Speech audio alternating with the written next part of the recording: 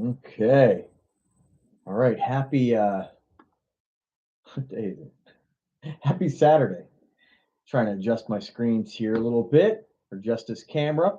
So for you folks who are new to what I find, let me first start by saying I'm doing another live today on Fat Cat Collections, obviously. And if you're new to this particular stream, sorry, let me try to adjust this monitor a little bit here. I don't like where I have it. Sorry. All right, so if you're new to this stream, today we're just going to be talking about kind of Invicta Watches, watch value, and of course, a lot of haters out there that we get in the Invicta watch community, and it really can be said for any brand. I feel like two of the most, I think, like polarized brand slash product, or I guess category of watches, is going to be like your Invicta watches, and then on that other side, like the other really polarized, um, um, I guess, category is Chinese watches, right? So I was browsing through some of the watch forums today, and I signed up for, I think, Watches You Seek, just to help to market the videos a little bit more. And what I discovered is like and I've already known this, but every time I go back to one of these forums, I'm constantly refreshed at the fact that people are just so freaking opinionated, and everybody, myself included, we all have opinions. There's nothing wrong with that. But a lot of the opinions that people put out there, a lot of times are really based on incorrect facts, right? Or just kind of, or not even facts at all. When somebody says, "Oh, well, this particular watch brand is so much better," they never really have anything to back it up other than really opinion. And I guess I'm guilty of that as well, right? But one thing I do try to, when I do my watch reviews, my comparisons, I really try to basically be objective about a watch. There's only so much you can be objective about with a watch on a YouTube video. It's not like my viewers are over here in my house and I'm going through all the watches, and you can feel the difference, and you could feel the different watches in your hand. You could try them on your wrist. You kind of have to take YouTube influencers' word for it, right? And that's where a lot of the problem lies, because there's the honest ones, right? And then there's the ones who are really just have an agenda. And then we have the ones who are just absolutely delusional. So when folks are, talking about watch quality, and a perfect example today is I went into, Watch You Seek, and a guy mentioned on there that I'm thinking about buying I bought a Steel Dive watch. Did I make a mistake? Now, Steel Dive is a fantastic brand of watches. Absolutely awesome. A lot of folks that I've read reviews on, like the Steel Dive Captain Willard, some folks have said that's better than the original. And I've heard that multiple times by folks stating that the quality's got better. You understand when that watch was actually produced. And I don't know the exact year, but let's face it, when Charlie Sheen, or not Charlie Sheen, when Martin Sheen was in the movie Apocalypse Now, right? That was the original Seiko Captain Willard watch. And that particular watch has been around for quite some time. So I think it's safe to assume that modern manufacturing has gotten better. We all, hopefully, we know that. And when you start looking at a watch that's maybe 20 years old, the manufacturing is a lot better than it was 20 years ago. So it's somebody with common sense would say, okay, well, then the Steel Dive's better. But that's not the argument you get, because the Steel Dive is not the original. Somehow folks seem to think that it's not as good, or it's not superior. When we look at brands like Steel Dive, because they're Chinese made, folks automatically think that because it's Seiko, it's so much better. And that's just not the case. Made in Japan, I believe Seikos are made in Japan, but who knows where they're actually made nowadays? I don't know. Most likely they're Japan, because I believe it is a Japanese company.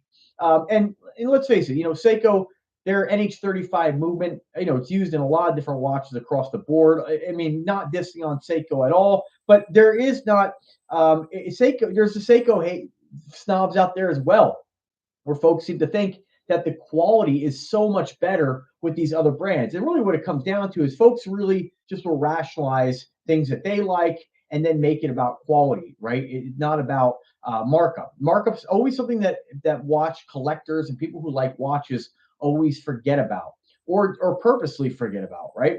So, when we're talking about spending $1,500 or $1,000, whatever the cost may be, on a Captain Willard Seiko, you're paying because there's sort of a collectability factor of that watch. It's not about the quality. It's because there is a desire, because it's a Seiko, and Seikos are popular and collectible, just like Invictas are, or Aragons, or many other brands. And folks want to add one to their collection, and so that's what drives the price of these watches up. It has nothing to do with quality. Now, let's talk about, as far as like value. Value is very subjective. And if we look at value based on like on paper specs, right? What are some things we're gonna like what I always call the check boxes when I do a video review?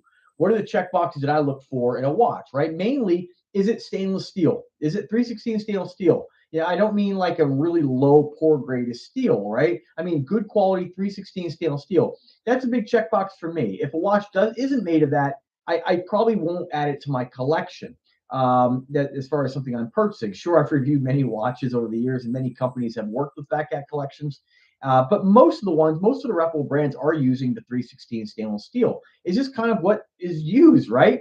And so when you start looking at what most watches are made of, it doesn't really matter if a watch is $100 or $1,000. Generally, a good rule of thumb, unless companies are making something of precious metals like tungsten or platinum or gold.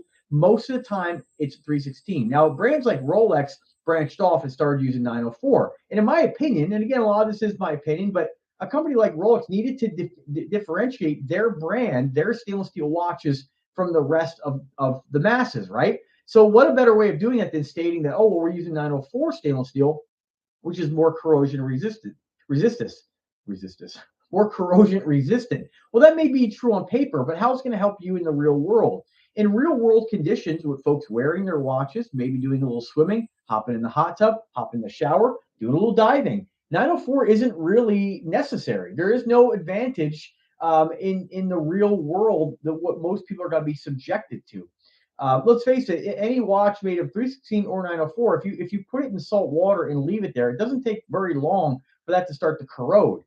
Even if you take the watch out of salt water and you don't rinse it off, it's always a good rule of thumb that if you are going swimming, to make sure that you rinse anything that's come in contact with seawater as soon as you can, whether that's stainless steel or not.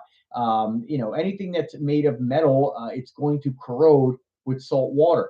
Now there are, different grades of stainless that are used in the refineries and chemical plants and everything else, and that's where those higher end stainless steels become more important when they're constantly 24 hours a day subjected to certain acidics, to certain chemicals. You might need a certain type of material that's going to withstand that. But for the average use of some guy, let's face it, most of the time, where do we wear our watches? We're wearing them to work.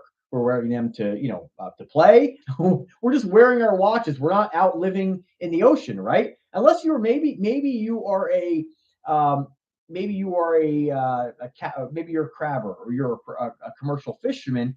Maybe that's a little bit more of a factor because you're constantly around the salt water. It's in the air. You're touching salt water. But for the average person, 316 stainless steel is all you really need. Now, when we start looking at other check boxes, what's another checkbox I look at?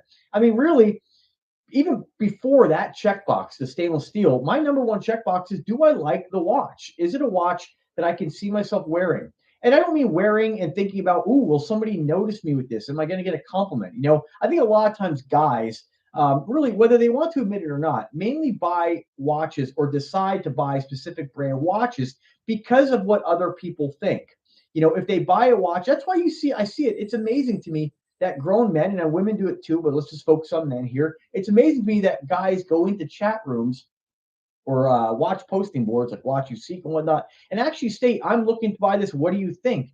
I can't imagine being a grown man and going into a chat room and asking a question like that when there's so many great options. Now, I don't want to come down those folks too hard. Some people have no idea about watches whatsoever, and if they're going to buy one watch, they want to maybe buy a watch that's going to last them a long time. And because I think a lot of the misinformation that's out there, people think that it's like just some really huge decision, like, oh, I don't want to spend a couple $100s and get some piece of garbage. And they think that there are tons of watches like that out there when really there really aren't. If you're spending, about, and I hate using price is not a determining factor when it comes to watch quality at all.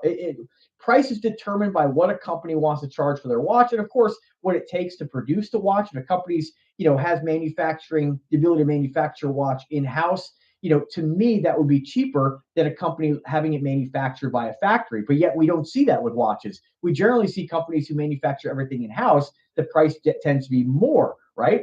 So, which is really kind of odd because most things out there, if you're having somebody else do the work for you, just think about it. If your heating system breaks down in your house, you're going to go ahead and fix that yourself. You're going to save a lot of money than calling somebody. I don't mean to insult anybody's intelligence here. This is common sense, but you're always going to save money doing it yourself. So why are watch companies that do everything in house? Why are they always more money? You know what I mean? You don't really save anything. And I think some folks, when you see them posting on the watch forums saying, "Hey, what do you think about this?" Just like the guys, did I buy a bad watch? When it came to the steel dive, he's saying that because he read something where somebody is talking crap about steel dive. And ultimately, at the end of the day, there is not a lot of difference when it comes to watch quality. Things you can see, things you can feel. Now, I don't mean stuff on specs on paper. Sure, if you look at, again, another checkbox for a lot of folks, what kind of crystal does it have? Is it a sapphire? Is it a flame fusion? Is it cristernic? Is it K1? Is it the slew of other proprietary crystal types that are out there when really everybody's just trying to reinvent the wheel with their own name? There's not a lot of difference in crystals. Sapphire, of course, is going to be the most scratch resistant, but I've never scratched even a plain old cheapy $20 mall special back when I was like 19 years old, walking the mall getting 3 for $20. I know Invicta does that shit too, right? I wish they wouldn't. Buy 4, get 1 free, or buy 2, get. It's really sleazy advertising, in my opinion. I hate that about Invicta. They make such a good product, they don't have to do that. But anyway, that's how they decide to market. I don't work there, so I can't really, I can't tell them what to do. It is how they market. And let's face it, they're doing great things. Invictus, whatever they're doing is working for them. But I think they would, they could do better. Not that we care about the respect of the watch community, but I think there are folks out there who don't know any better, and they'll turn off by that. But anyway, getting back to the crystals, there's not a lot of difference. And again, I've never scratched even the inexpensive watches. I have sapphire. I have anti-reflective coated sapphire. At the end of the day, I don't see any difference with any of this stuff. Flame fusion, never scratched one. Now, it is to be noted that, keep in mind, this is with anything for the most part. If you have something that's more scratch resistant, it becomes less shatter resistant. Softer materials are more resistant to shattering. Harder materials are more resistant to scratching. So I don't know about you guys. I don't. When I think about the way that I wear my watches, I really don't run a risk of scratching my crystal. I run a risk of smacking it on the side of the wall with some of these gigantic Invicta watches that I'm rocking once in a while, right?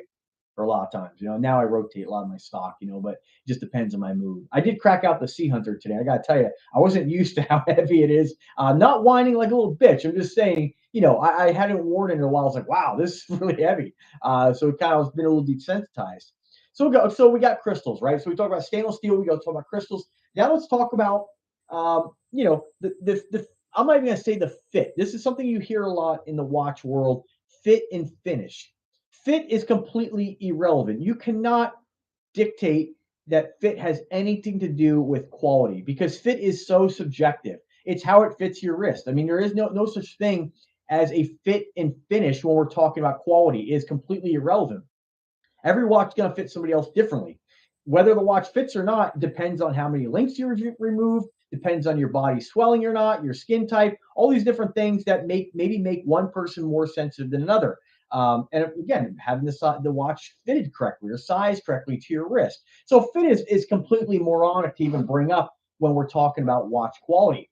Finish is important though. And so when we look at a lot of watches across the board, is there a difference in finish with brands? Absolutely. If you go taking I think Taviz, I think is maybe his name, one of these like maybe, and again, not using price, but just giving you guys an idea of what I'm talking about here. Maybe some of those Taviz, AliExpress, $20, $30 watches. When you start looking at the finish on those watches, of course, you feel the construction difference, the weight, hollow links here and there. Not that there's anything wrong with hollow links, but just stating that there is a big difference. When you look at those $20 Submariner homage watches, there is a difference in quality, absolutely. But once you start getting to, like I talk about, here's your quality level for low, and you start approaching the good quality. After that, the quality doesn't change much as you start to spend thousands and thousands of dollars more. It just doesn't make it just isn't something you're really going to notice. And even if you are super well trained, you're in order for to know what to look for with higher end luxury pieces, you're going to have to put it on macro lens. Because when we look at guys, even like the most recent live I did, I don't know, maybe a week ago with what's his name? What's his name? I keep drawing a blank. He's really big in the watch community. I'm drawing a blank on his name. I can't believe I'm drawing a blank on this guy's name. He's all over the place. Glasses. Help me out. Somebody drop a comment in the comment section. And I will answer these comments as they come in. We're not getting many right now. No, on Saturdays I never have a lot of luck with these live feeds, but if we get more, I will read them off. Taylor, I haven't forgotten about you at all. I just can't think of his name at the moment, but he basically buys and sells luxury brand watches, and his video is stating that when you start looking at some of these super fakes, the bracelets you can't tell the difference between the real bracelet. So it's like this is a professional stating that you almost have to be a watch technician, so to speak, to even tell the difference. And most time you have to open the back of the watch. The differences are super subtle, which brings me to the $50, the inexpensive fakes. Again, the differences are very subtle between even those and the super fakes. Maybe a little more attention to how sharp the logo is finished, right?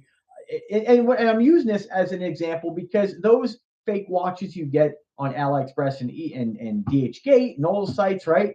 The manufacturing that they're doing to make those watches amazing, right? And so close to the originals that it's hard to tell.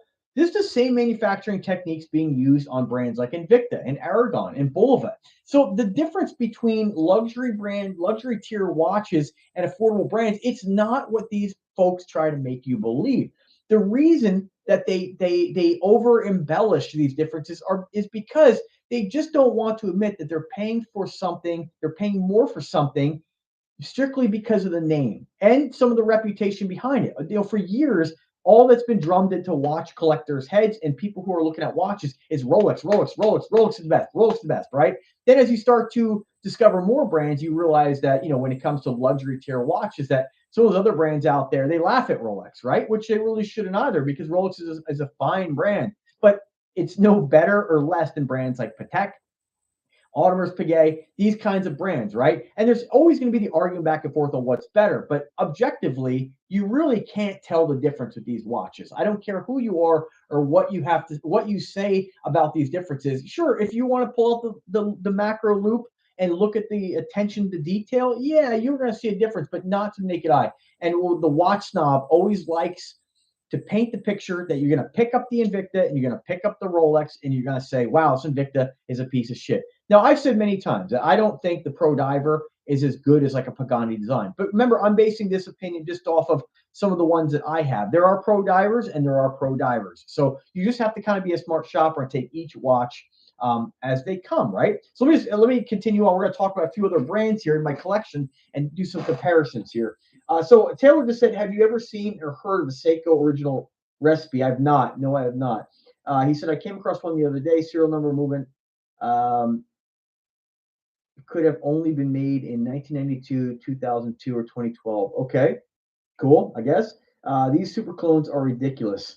Okay, I guess I'm sorry if I'm misunderstanding there. You might be talking about this. Maybe it was a super clone or something. Yeah, they are absolutely ridiculous. I love Bulova, Invicta, and Seiko, and a few others if they're the right price. Yeah, and that's kind of, you hit the nail on the head there when it comes to pricing.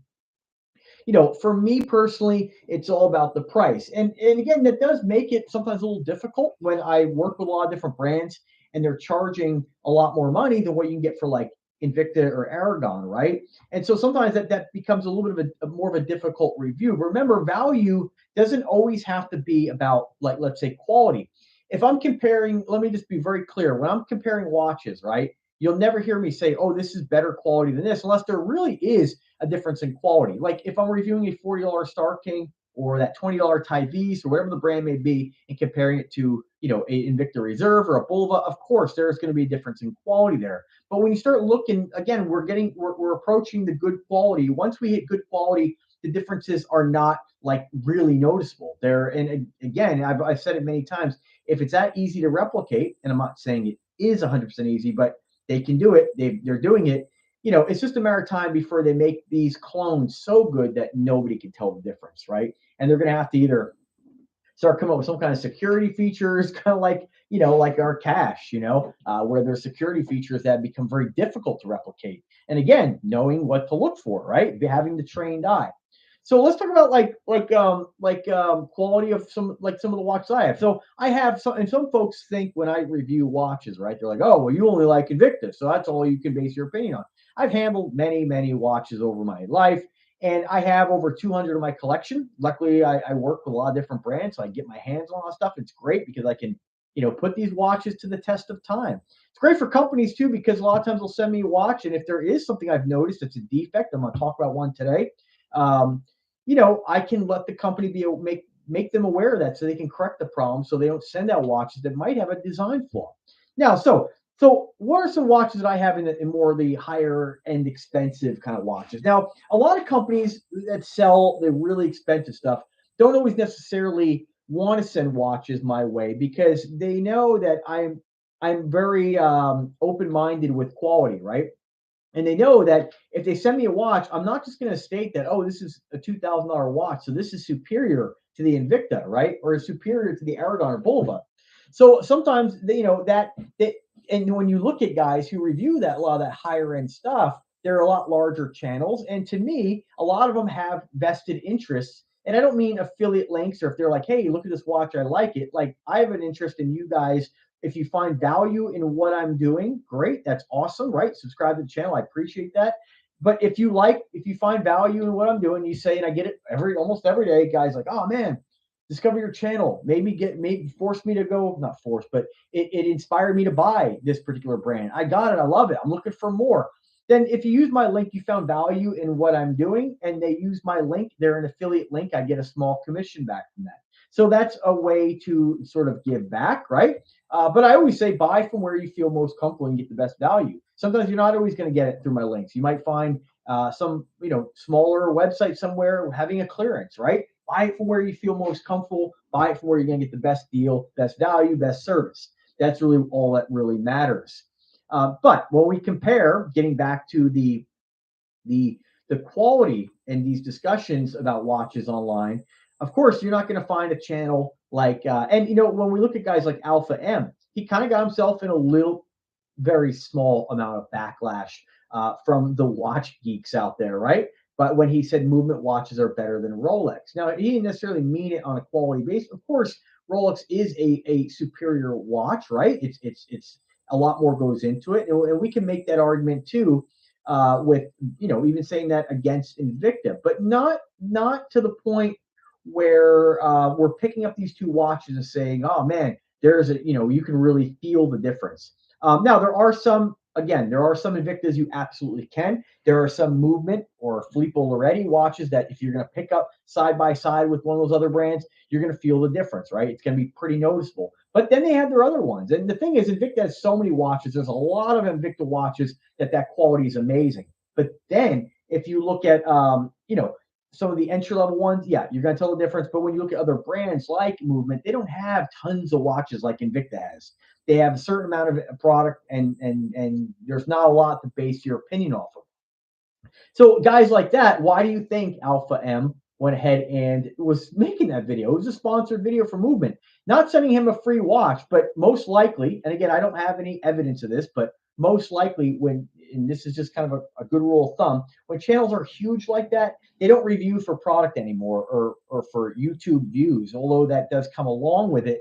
They're getting paid per video, per sponsorship agreement. They're getting paid X number of dollars. And really, I've even had some folks accuse me of that. There are some occasions where I have been paid, but most of the time it's just review in exchange for product, right? And so again, that I'd be lying to state that if somebody, and this is where the balance comes in with doing these reviews, and that whenever a company sends me something, I make it very clear that this is going to be an honest review. If I like your product, I'm going to share that. If there's something I found about it I don't like, I'm going to share that as well. The cool thing about affordable watches is that most of these watch companies out there are making really good quality stuff, and I haven't had really any issues. I had a few issues with products, but they weren't watches. I had an issue with an Invicta. Of course, that was a watch I purchased. It leaked. It's the only one of my like over 50 Invictas that had a problem. but it does happen. It could happen with anything out there that you spend your money on or receive or whatever, right? So let's talk about like brands like Aquadive. So Aquadive and micro brand watches, right? So Aquadive is a brand. I have the Bathyscaphe. It's a $2,000 watch. Very well respected watch amongst the watch geeks and snobs, right? When you're talking about Bathyscaphe in the forums, even today, one of the guys had recommended Bathyscaphe to a guy who bought a Steel Dive. And one person was like, "Hey, what do you recommend? What are some good choices?" You heard like a bunch of other names, the usual suspects, as I call them, the classic, respected brands, right? And then of course, which I know are not the quality's no better than your Invictus. When you look at some of the other brands mentioned, Aquadive was one of them. Now I know for a fact that the Aquadive is a nice watch, right? But it is no nicer at $2,000 than any other watch in my collection once we hit good quality. So, of course, if we look at like an entry level, for instance, a $60 entry level Pro Diver that my boy James Perez got me, 50 bucks, 50, 60 bucks. It's a nice watch. It's an incredible value. But when we feel the difference between that, even like a Techno Marine Manta Ray, and we compare those two watches, you can feel there's a difference in how robust the Aquadive is as compared to those watches. The bezel's a little nicer. The movement on paper is nicer, although technically the quartz watch for that 60 bucks is going to be more accurate than an Aquadive with the ETA movement will ever be, right? But what's attractive about an automatic watch is you never have to worry about the battery, right? And there is some mechanics behind it, right? There's things moving, turning. I think that's pretty cool. But in all honesty, at the end of the day, that quartz is going to be more accurate and most likely probably more accurate for its entire life. And so again, when we're talking about why spend more, folks always make it a lot of times about accuracy as well. Oh, this is plus negative 1 + 1 seconds a day. Invicta can't do that. Invicta can do that. It just has to be regulated. So again, there's a lot of misinformation out there when it comes to quality. And for anybody who finds this video, I don't know who's watching me now. We got 12 people getting a little bit more momentum here. For those who, if you are in the market for a watch, right, and you maybe stumbled upon this video, and YouTube is a tough beast to crack, right? Who knows who's going to find this? Who knows who's going to watch my opinions? But one thing I want anybody who's maybe interested in buying a watch to realize there's so much information out there and a lot of false information. And perfect example, when we're looking at price versus quality, the old saying, you get what you pay for, that's not true. There are instances where that is true, but not when it comes to watches. You're not when you're paying $20,000 for a Rolex, you're not getting what you paid for because that watch is still going to have to be serviced at the cost of probably $500 or $600 a year every couple of years. It still is an automatic movement. Is it a more accurate automatic movement than like an NH35? Yeah, because it's regulated. But if you go regulate, as we saw with Richard Pratt Watchmaker, if you go regulate that Invicta NH35 movement, right, the Seiko movement, he can get it within +1 - -1 seconds a day. So again, you have to come back to what are you paying for? All right, well, more detail, more finishing. Okay, I respect it. That's great. The time it takes to do all that stuff. But let's face it, most of I've never seen a Rolex with an exhibition window in the back. So you can't even see all that detail. So what's the point? It would be one thing if you bought a Seiko NH35 driven watch or one of these quartz watches, and within a couple of years it failed, right? It can, don't get me wrong, but it'd be one thing if it's like consistent, like you're the max you're gonna get at, like for instance, like an engine. Let's compare it to an engine. Modern cars, if we compare like older cars, 70s, 100,000 miles is kind of like, all right, it's got 100, it's at the end of its life. Of course, that's not a steadfast rule. Oil changes are very important. There's things you can do. Good luck as well, right? But modern cars, like 100,000 is like, oh, that's hardly anything, right? And so that's because modern manufacturing has gotten better. Technology's gotten better. That has happened in the watch community as well. Things have gotten better. So we can't use these old mindsets of, oh, Swiss made, or, oh, it's a Rolex, so it's better. We just can't use it. The entry level stuff, the affordable stuff, the modern manufacturing machining has gotten insanely good that they're making good quality stuff. Now, again, comparing that to watches, if we had watches that said, okay, well, let's pretend we're in the 70s here, 100,000 miles, cars kind of getting to the end of its engine life, right? Again, not steadfast rule, but with a watch, if it was the same thing that we're like, okay, well, you've had the watch 5 years, it's probably going to fail soon. And that was pretty much a set standard for the most part. That's what a lot of people have experienced. And then you had a different brand, let's say a Rolex or Omega, that is going to last a lifetime or maybe 30 years. Then, of course, I could see the value in, wow, okay, well, that's made differently. That's why it can stand the test of time. But again, you're maintaining that role, that watch, and doing things you're not going to do on an affordable watch. You're not going to regulate it. You're not going to pay to have it serviced every year, every 2 years. So imagine if you did that with the more affordable watch. You're just not going to do that though. But again, even if you don't do that, you don't do it with either watches. There is no set rule as far as what one's going to last longer. I have watches that are 30 years old that still work perfectly, and they're just regular Timex watches. Now the stylists will be like, "Oh, well, it's Timex." There's always a reason for why this evidence is it can't relate to Invicta, right? And it's just not the case. So again, if you are new to watches and you're looking at maybe getting a watch or adding to your collection or whatever the case may be, and you've discovered this video, just understand a lot of stuff I'm basing off of over 200 watches in my collection. Again, with the price, if you have a watch company like Nubeo, right? I've been working with them for a while now. Nubeo's charging sometimes $1,200 for their watch, and then of course they'll put it on sale for like right now, like $199. That bugs me. I wish they wouldn't do that. Hopefully they change that behavior at some point and just go with a standard price, kind of like Aragon does. You have your price that's higher sometimes if they're really low on stock, but on average, their prices are affordable and reasonable. And then when they go on special, you get an even better price. And I think that other brands like Nubeo and Dartmouth need to do that consistently. But I can't sit here and tell you that a Nubeo Magellan is better than an Invicta because it's really not. They're both very nice watches. And again, value is subjective.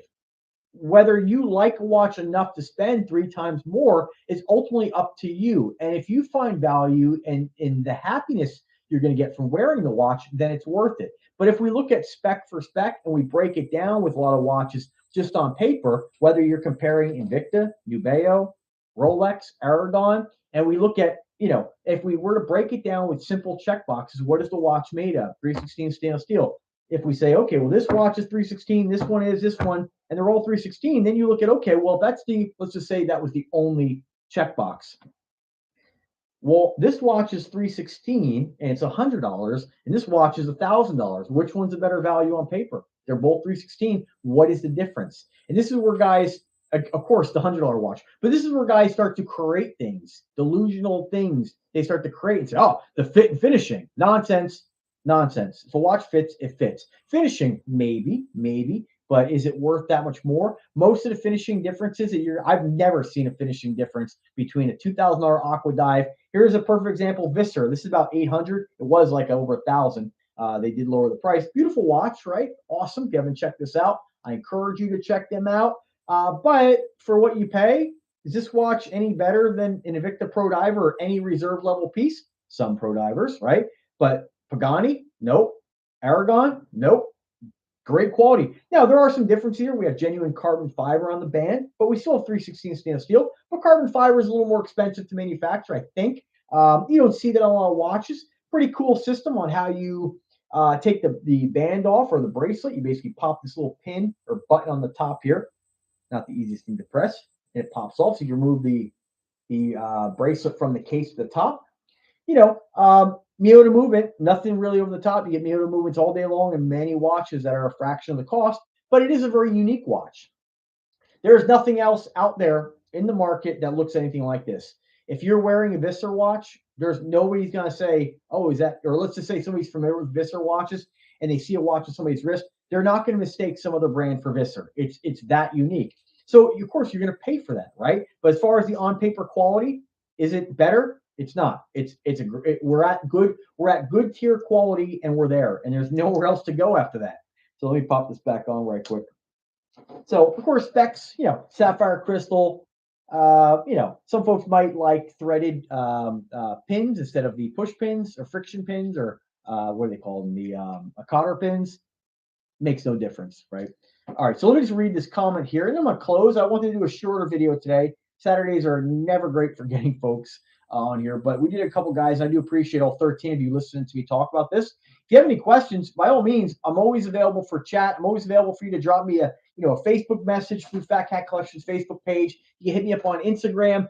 If you have a legitimate question about, I'm not a watch expert, but I have a solid, um, um, good solid experience with different brands, and I have a lot of common sense. So, all right, let me read this here. Cool Out just said, "Oh, what's up, Cool Out?" Teddy Snob Share just did a video on affordable dive watches. Didn't even mention Invicta Pro Diver, probably the most sold watch in the world.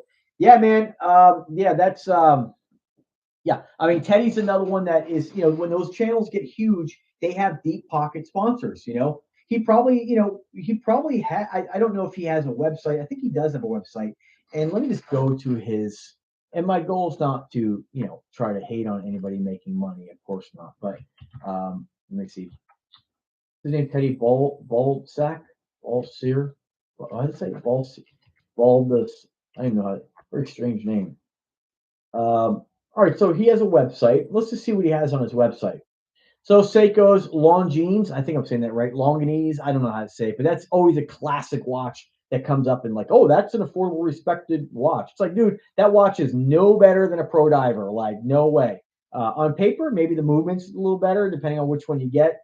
I mean, ridiculous. Seiko, $3,000 for a Spirit Zulu. What a waste of frigging money.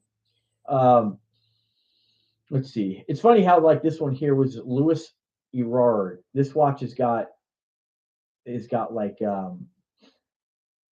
I don't know what you'd call this, but like a wavy, very childish looking watch. Again, still cool. I'd wear it. Don't get me wrong, but it's like this is $4,500. If Invicta did that, they'd be making fun of it. This has got a happy face above the date. If Invicta did that, and they probably do something like that.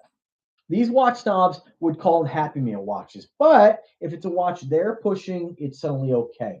Let me see what else he has here.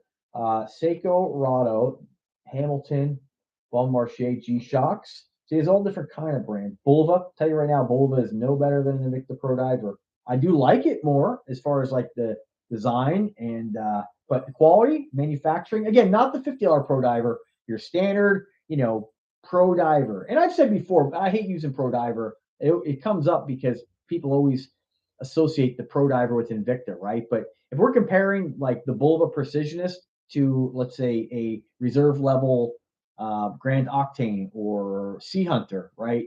I mean, dude, those watches are the quality is exactly the same. They're totally different watches. So I think a lot of times some people can't get past like the look and the size. They'll just be like, oh, no, Bull is way better. But really, there's nothing objective that makes it better, right? Now the movement's pretty cool in the Bulva. I mean, that's very accurate chronograph. That might be measurable, something like that, but I don't know. All right, what else they got here? Marathon, Timex. I mean, if here's the thing, if you can push these affordable brands and state that these are good quality affordable watches, and you're not doing that with Invicta, you're absolutely lying. That's really what it comes down to. You are lying if you can't mention Invicta as being an amazing quality affordable watch. And one thing I've found lately, and we see it more, is we're seeing a lot of other guys starting to give Invicta a chance and review them. Just like what's his name? Uh, Man, I'm drawing a blank on names today. Anyway, there's been other channels that normally they wouldn't be caught dead reviewing Invicta. Suddenly, like giving it a shot and actually reviewing it and saying good things about it. And, I've always said if you like the Pro Diver, like the Pro Diver is kind of what I would consider like Invicta's sort of middle tier. You go jumping into reserve level, and that's why I wish Invicta didn't change. The reserve level's thrown around so much. Invicta's names are all over the place. They rebrand watches with names they've used already, and it is confusing because you can buy like let's just say you can buy let's just go stick with Pro Diver. You buy a Pro Diver, and there's Pro Divers that are really entry level, and then there's the ones that are better, which you can feel the difference in quality. So just again, they should just call it a different watch, or give it an actual tier. I like that they used to do reserve level. Reserve level meant you're getting that level of quality. Now it's like Invicta Reserve, it's all over the place. They brand whatever they want with it. So that's unfortunate, but you do have to just, take each watch as they come, and you really don't know what you're going to get until you actually get it. Sometimes, in some cases. All right, what do we got here? Lewis, what up, man? He said, I have a Invicta Rally 280. It's around the Z60. It goes out of time sometimes, and I think I need to change the movement. Can I get that done in a local watch shop? I mean, I can't speak on your local watch shop, man. I mean, um, I, I'm not sure why. I mean, like I said, this is a perfect example of maybe you got a bad one, right? Maybe you got something that's malfunctioned. Possible, you know. I don't know if I just don't know if the battery. To be honest with you, when my batteries go dead, like I don't even replace them. I just wear them when not working. So, you know, yeah, usually a quartz watch it really should be accurate, you know. So yeah, I mean, if you want to change it out, I'm sure a local watch guy with that skill set can do that. And Ronda's, you know, as long as you're buying the same Ronda movement, it shouldn't be a problem at all. And I don't think their Z60 is all that expensive. But make sure you don't. My recommendation, it is if your watch guy will do it, Z60 Ronda movement for sale. I think they're about 35, 40 bucks. Let's see. Here's one on eBay. Just quick search, 35 bucks. Now you have the Swiss versions, I think. This is Swiss parts. They have Swiss parts and Swiss made. So you're gonna pay more depending on. Let's see the Swiss made one. So if it bothers you, I wouldn't give a shit. But I mean, if it makes a difference to you to have the Swiss made one, 56 bucks. I'm sure a watch guy locally, I could be wrong, but he's probably going to charge you more for that. So I would probably go and make sure he can put your movement in. Just tell him, hey, you know, I have this watch. I did buy a backup movement. Can you put it in? And just don't give him the option to say, oh, I don't put another movement. Just say, hey, I got a movement already. You know, I bought it with the watch and, you know, make up something and see if he'll put it in.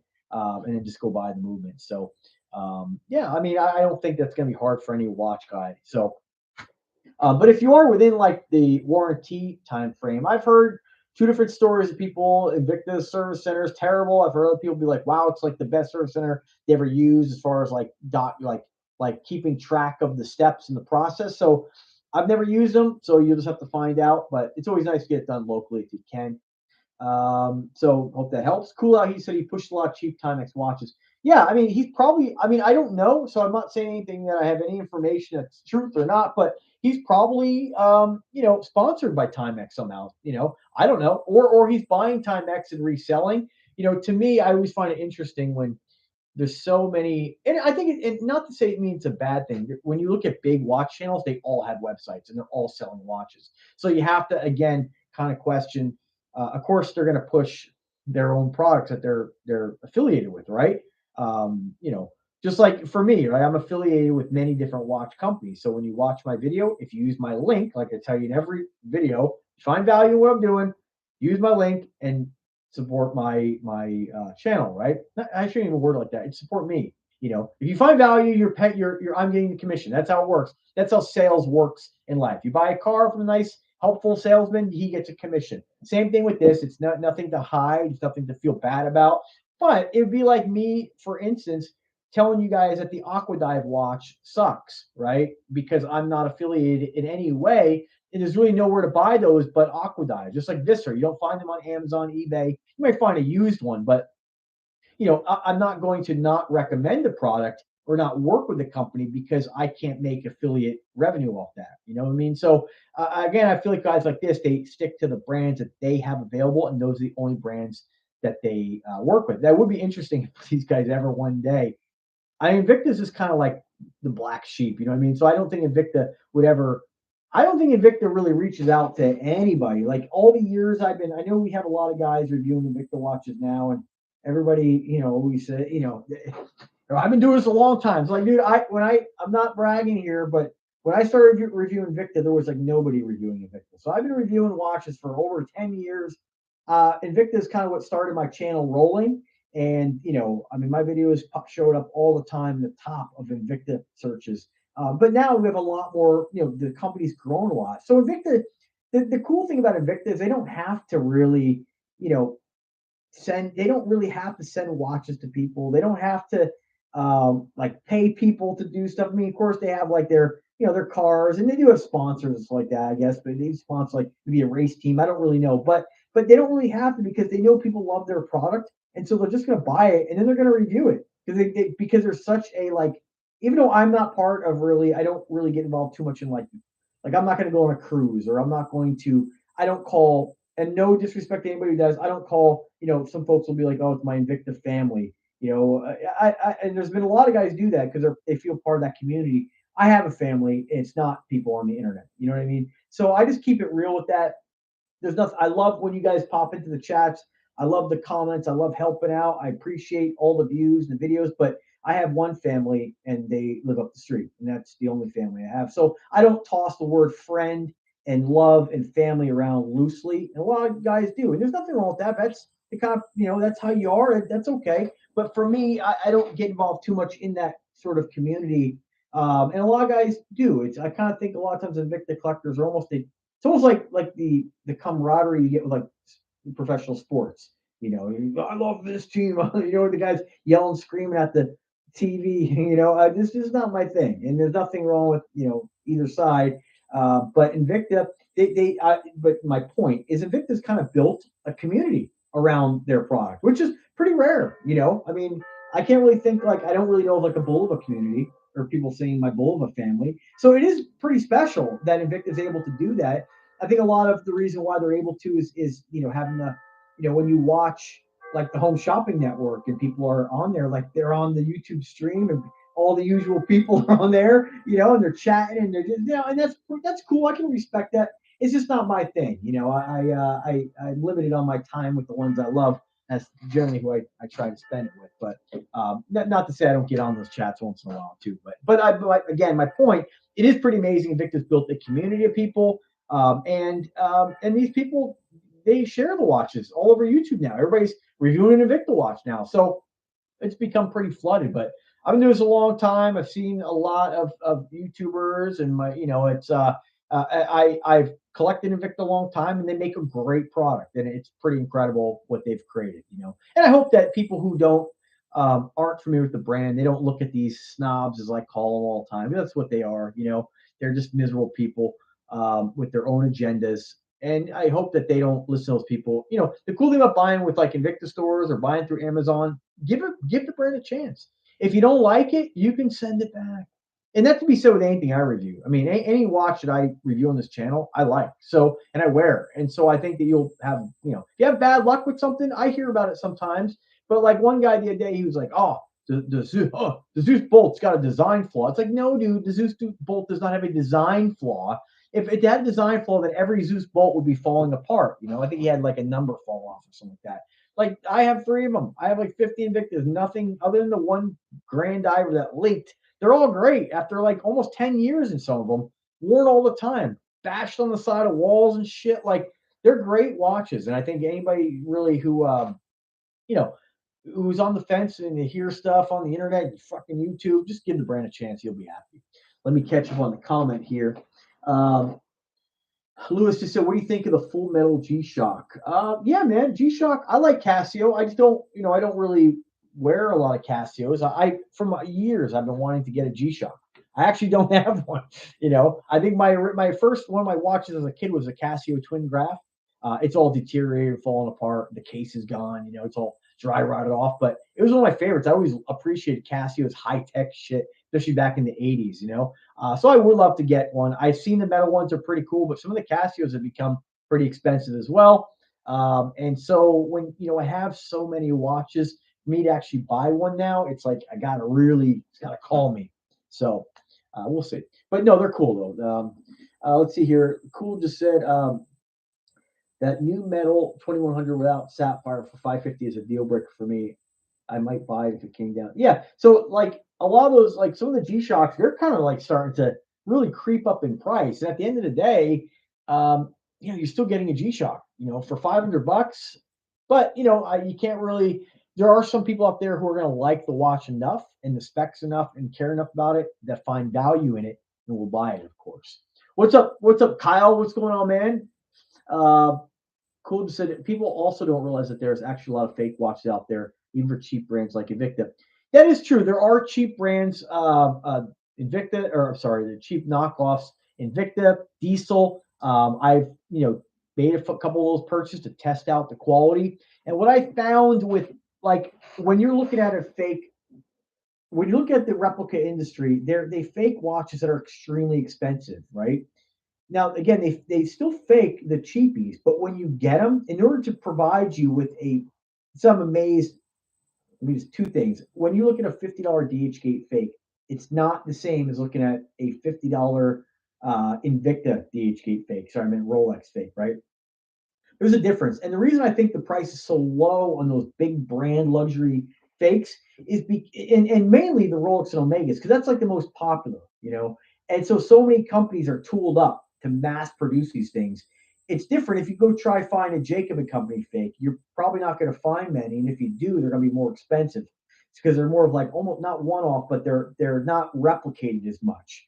With Invicta, it's the same thing. There are some, but in order to replicate that watch and still have the price be in the $30 to $40 range, they're really sacrificing quality. So when you go getting a diesel fake, there's an Invicta fake. There is no Invicta or diesel fakes that I've ever seen where you're not going to instantly pull it out of the box and be like, fuck, this is fake. Like it's so obvious. It looks so obvious. But that's not the case when you go looking at some of these other like Rolex fakes. Like they're scary good.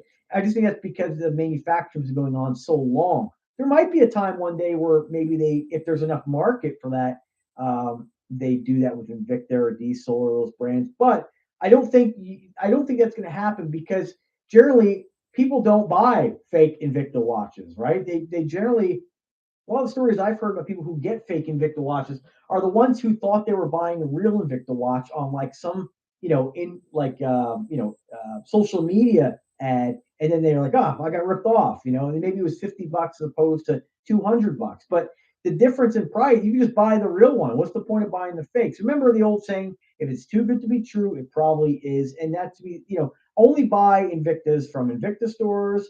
Shop HQ is another good one. Amazon, eBay sometimes. Don't buy off random sites. If you have a site like Joma Shops or some of the other folks out there, there's some reputable sites out there. Yeah, you're okay, but yeah, don't buy from some Joe Schmo. That should be common sense. It's just not. People get burned all the time. But yeah, you don't have a lot of.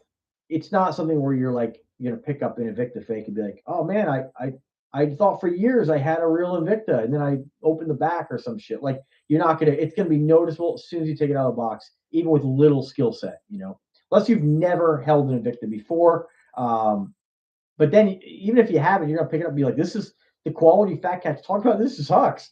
So you're gonna be like, Fat Cat, you lied. So I just don't think it's really something to be too concerned with. Cool Out or Cool Out said, yeah, you gotta get it from reputable dealers. Yeah, and that's to be said with really anything out there. So we got 14 people here now. I am hungry. 14 people got on 52 minutes ago. It was slow going. So I'm sorry if you just popped in now. I'm going to leave in a couple seconds here, unless you guys have any other questions for me. I do encourage you to rewatch the content if you missed it. Just again, I like doing these because the negativity and the amount of fake news on YouTube never stops. And unfortunately, when you look at go searching Invicta watches now, you know who pops up? The big haters. And that's really unfortunate. You kind of have to search. So remember, whenever you're searching for something on YouTube, search through the results a lot. You may have to dig, you may have to refine that search a little bit. Like if you're looking for Invicta quality, yeah, you might search that. You might search Invicta watch, but dig a little deeper. If you see a watch you're interested in, I don't have to tell you this, but search specifically for that watch. Look what other guys who like the brand have said about it. Not just Invicta, Aragon, any of them. Because unfortunately now, here I'll just give you guys an example. If you go, you would think that for somebody looking like I do, I use YouTube all the time. So I'm just going to go to YouTube, right? We're going to do this together. So I'm just going to type in Invicta watches. So we go to Invicta watches, and what is the first dude who pops up under Invicta watches? Teddy Baltasar. I mean, this guy is not an Invicta fan, right? And this is just, again, you are kind of bombarded with Invicta hate right at the top of the bat. And it hurts the brand for people who don't know any better, right? Right beneath it, the fucking time teller. What a piece of dog shit that guy is, right? The time teller. Guy is like one of the most arrogant, cocky liars. He'll review a Nomos watch. I think it's Nomos. Let me just double check that real quick. Nomos. I remember everything I'm saying is my opinion. Nomos. And maybe it's not Nomos. What's the what is it? There's another watch that is kind of like Invicta. They do the abalone. No, I draw a blank, but he, you can tell when he does the video review, he doesn't like it, but he's doing it because he got it for free and he agreed to do the video. But I'll tell you right now, if you can give that a good review, then you are lying by saying Invicta's not. Nobody can review. You can review a grand, not a grand dive, a sea hunter. If you hate that style, it's so big and huge. I get it, right? And you can review that and say, oh man, this is laughable, it's so big, I hate it, right? I absolutely hate it. But you cannot not give it a good review based on the quality and the value. It's just a lie. Keep going down. Time teller, and there's me, Fat Cat Collection. Good, right? For one of my Sea Hunter reviews. Just one more watch. He's one of the few, including myself, watch reviewers out there who really likes watches, and he's pretty fair. Um, Cool Tech. This is like some old video, and everybody's search results going to be a little different. Like just because I search some doesn't mean you're going to have the same pop-ups. But here's another one of mine. Federico Talks Watches was the guy I was trying to think of. Not a bad chap, but again, his own agenda, pushing the expensive stuff. Um, Another guy. Let's see here. Who's this? I don't know. And then you have a lot of random people. This is probably popping up for me because I've watched so much on here. This guy, we talked about him recently. The Watch Trading Academy. This guy's nonsense. Invicta Watches are a scam against poor people. My rebuttal. You guys probably have seen that. Here's another one of mine. Urban Gentry, another good guy. He said 9 reasons the Invicta Pro Diver is still the best automatic watch under $100. Totally agree. One of the best. I'm not gonna say the best. I happen to think Pagani is a little nicer in my opinion, teeny bit. Um, what else we got here? Uh, Man, it's an old one of mine. Invicta Coalition Forces. That watch. That's taking us back to the beginning. It's like 10 years ago. I did sell that one, and a few other folks. Another one of mine, Joe Rogan on watch collecting. Um, yeah, a few other dudes. So again, unfortunately, right at the top of the list should not be a guy who hates the brand, but that's the YouTube algorithm. They're going to recommend. He's a huge channel, 357,000 viewers, and so I think the way the algorithm works, they say, oh, well, this guy's popular, so they consider him an expert, but he's not an expert on Invicta, right? He's a guy with his own agenda. So just kind of be aware. Remember, scroll through the results, find somebody you trust, and that may take time, but listen, take it all in, and just don't take one person's word for it. My word included. If you don't trust me, if we don't have the rapport, then look at what other guys say about the brand. But make sure you look at guys who are sort of vested in the brand. I mean, there's no point. I can tell you right now, if you're looking at guys who are Rolex lovers, right? I mean, for the most part, if you're looking at guys who are all about the Rolex, and we can name off the usual suspects. It's Constipated, the Time Teller, Teddy Baltasar. Um, who else? Did I leave anybody out? Even Federico Talks Watches. These are the big channels that are all about the luxury stuff, pushing their own website stuff. So again, take that with a grain of salt. Look at other videos, and ultimately be an adult. Make the best choice for what you want to buy. Don't worry about, oh, is this good? Is people going to look at me and respect me? It's like, dude, you're a grown man. Like, don't go to forums and be like, oh, did I like the guy today? Did I make a mistake buying Steel Dive? It's like, dude, you're a grown man. Like, did you like it? Yeah. Okay. Then you bought it. Like, what more reason do you need? I mean, so I don't know. That's the world we live in. So anyway, guys, let me just catch up on the comment here. Taylor just said, any information on the Seiko? No, man, I don't. I don't have any information on that. Remember earlier I said I don't know. I've never heard of that. Yeah, I mean, I'm not really a broker, so if it's something sorry, man, you have to keep googling it. And he just said it has a small original logo of the KFC founder, Colonel Harvard David Sander, on the dial. Yeah, I no idea, bro. No clue. So you just have to keep googling it. eBay. I always direct people whenever they're looking for a watch. I mean, you might find them on different websites. Look something very specific. You might find like a niche house, but really eBay. Generally, all the stuff pops up on eBay if it's available. If it's not, then I don't know. I just don't really trust a lot of mom and pop sites out there nowadays. But not to say that you can't find one that's good. Just not my thing. So Anyway, folks, I want to thank all of you guys for popping in and taking the time to listen to me rant about this. Should you guys have any questions ever, drop me a comment. Again, email, Facebook, Instagram. Instagram is probably the easiest, but sometimes if you do message me on Instagram, it like holds the comment. So, but always comment on the YouTube channel. I'll help you if I can. So have a wonderful evening, folks. Be kind to one another and take care.